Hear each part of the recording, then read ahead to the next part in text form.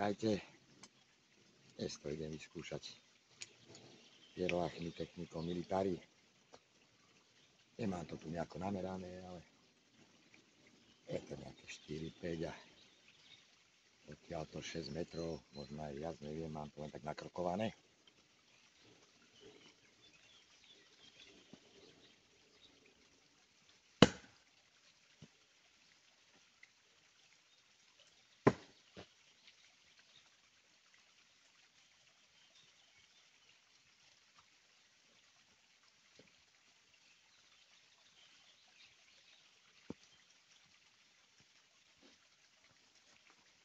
Teraz kus ďalšia, možno aj nejakých 5 metrov. Zatiaľ stále na polotáčku.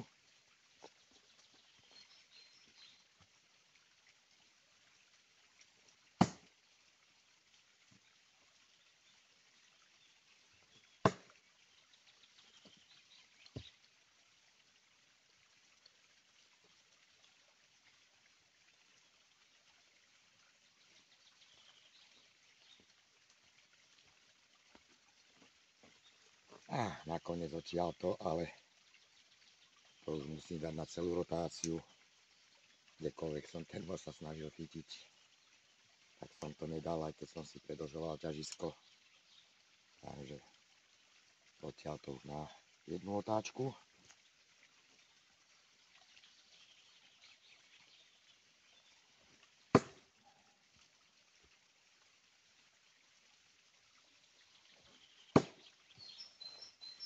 Je to tam.